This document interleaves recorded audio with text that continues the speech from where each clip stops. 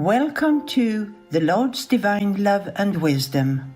From Divine Providence by Emanuel Swedenborg, Vegetarian, Part 2 of 2 on Words of Wisdom.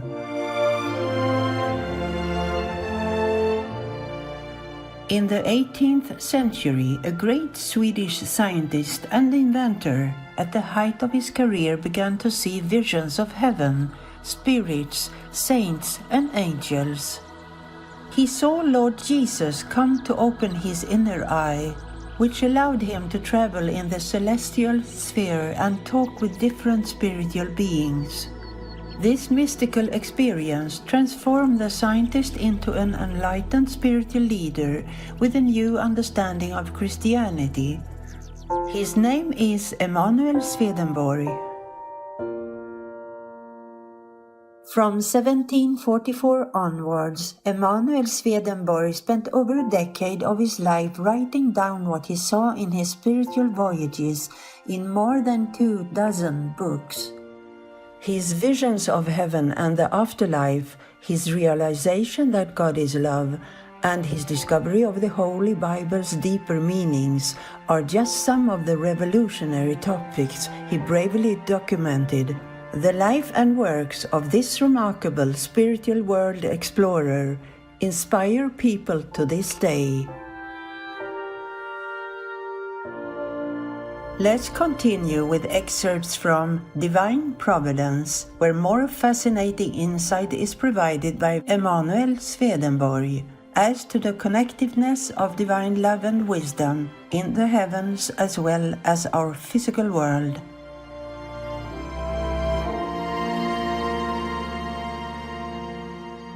The Lord's governance. Everything we see with our eyes in this world is this kind of whole, and so is everything we do not see with our eyes, either in the depths of nature or in the spiritual world. An individual is this kind of whole, and so is a human community. Further, the Church is this kind of whole, and so is the whole angelic heaven in the Lord's sight. In short, the created universe is this kind of whole, not only in its entirety but also in every detail. If the whole and every part is to be a form, it is necessary that the one who created them all should be form itself, and that all the things that have been created in their particular forms should come from that essential form. Divine love and wisdom are form in and of themselves, and are therefore holy, itself, and unique. Divine love and divine wisdom are a single whole in the Lord. They emanate from the Lord as a single whole.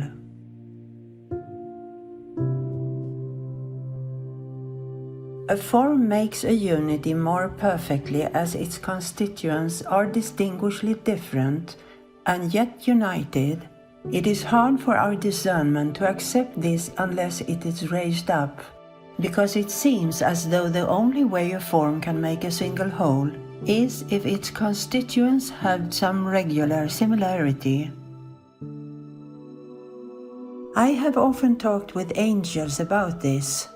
They have told me that this is a mystery, clearly grasped by the wise among them, but dimly grasped by the less wise.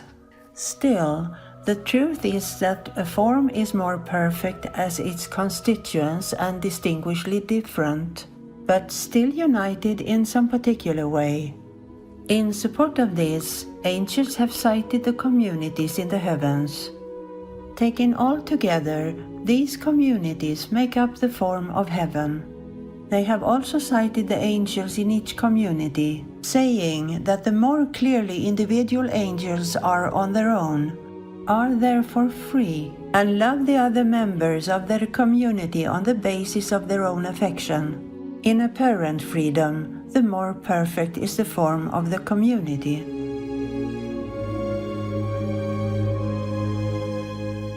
They have also referred by way of illustration to the marriage of what is good and what is true.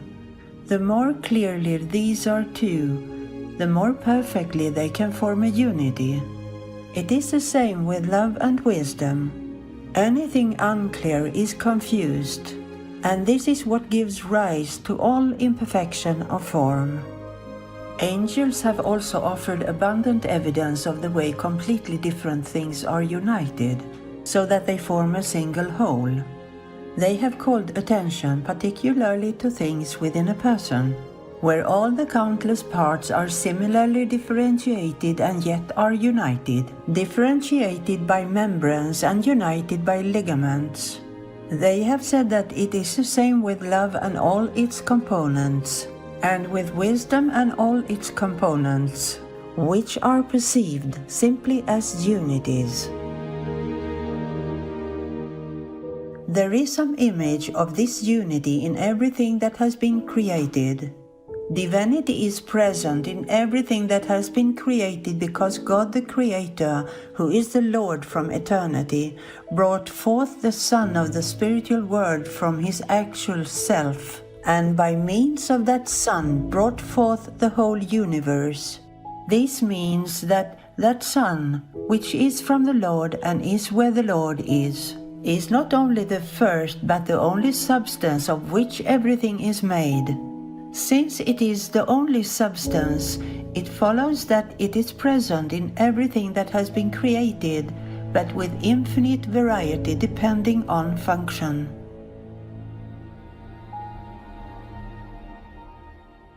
In the Lord, then, there is divine love and wisdom.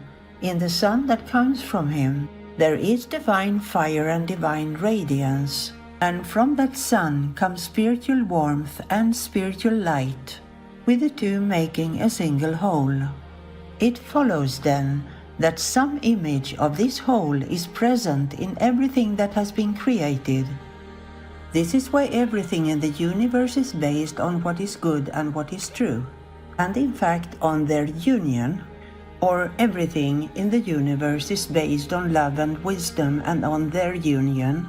Since goodness is a matter of love and truth is a matter of wisdom, love in fact calls everything of its own good, and wisdom calls everything of its own true.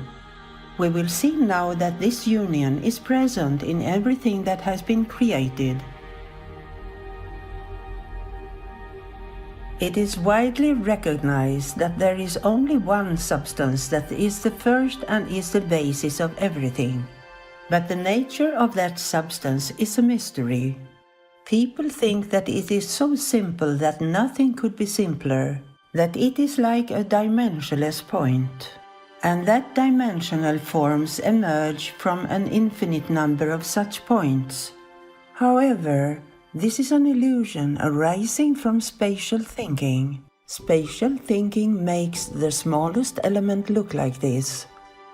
The truth is, though, that the simpler and purer anything is, the greater and fuller it is. This is why the more deeply we look into anything, the more amazing, perfect, and beautiful are the things we see. So, in the first substance of all, there must be the most amazing, perfect, and beautiful things of all. This is because the first substance comes from the spiritual Son, which is from the Lord and is where the Lord is. The Son itself is therefore the only substance, and since it is not in space, it is totally present in everything, in the largest and the smallest components of the created universe.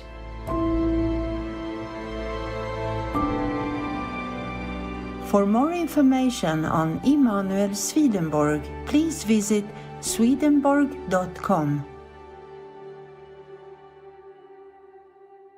Just think of all slaughterhouses and production of beef or poultry where conditions for animals are impossible.